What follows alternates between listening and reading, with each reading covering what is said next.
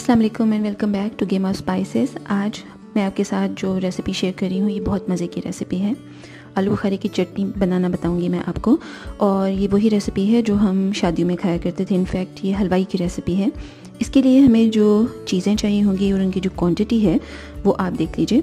मैंने आलू बुखारा लिया हुआ है, सूखा आलू बुखारा था ये 250 ग्राम, एक पाव, जिसे मैंने 2 ग्लास पानी के साथ भिगो के रखा। 5-6 घंटे के लिए इसे छोड़ दीजिए तो इस तरह से फूल के सॉफ्ट हो जाता है। और इतना पानी इसके अंदर रहना चाहिए क्योंकि इस चटनी को पकाने के लिए हम इसी पानी को यूज़ करने वाले हैं। 250 ग्राम आलू बुखारे के लिए हमें जो चीनी चाहिए होगी वो 750 ग्राम है। 3 पाव हमें चीनी चाहिए होगी। सिंपल साइज़ का रेशो है। अगर 1 किलो आलू बुखारा ले रहे हैं तो 2.5 किलो चीनी इसमें यूज़ होती है। और बाकी जो इंग्रेडिएंट है बहुत सिंपल है। बनाना इसको स्टार्ट करते हैं। सबसे पहले मैं पैन के अंदर 1 कप पानी डाल रही हूँ और साथ ही इसके अंदर चीनी जाएगी 750 ग्राम, और इस चीनी को मेल्ट करना है।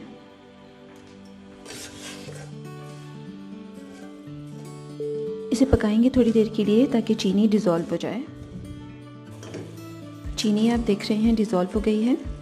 अब इसके अंदर ये आलू बुखारा डाल देंगे पानी समेत।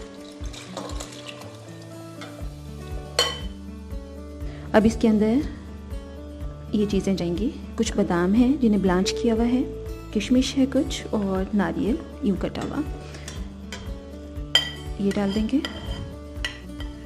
अब इसके अंदर पिसी हुई लाल मिर्च जाएगी। 1 किलो में 1 टीस्पून डालते हैं तो ये 1/4 टीस्पून था।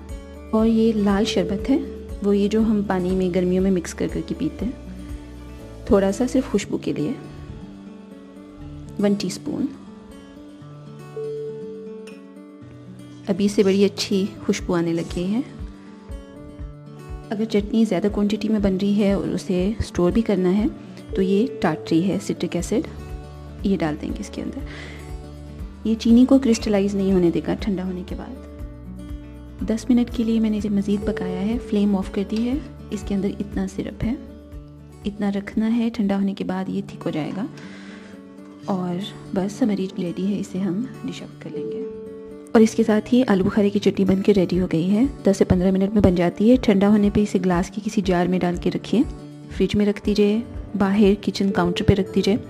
ख़राब नहीं होगी। जब भी ज़रूरत है इसे यूज़ कर सकते हैं। मेरी रेसिपीज़ को ट्राई कीजिए और मुझे बताइए कि रेसिपीज़ आपको कैसी लग रही हैं। वीडियो देखने के लिए बहुत शुक्रिया। अगली वीडियो में कोई और रेसिपी होगी इंशाल्लाह। अल्लाह हाफ़िज़।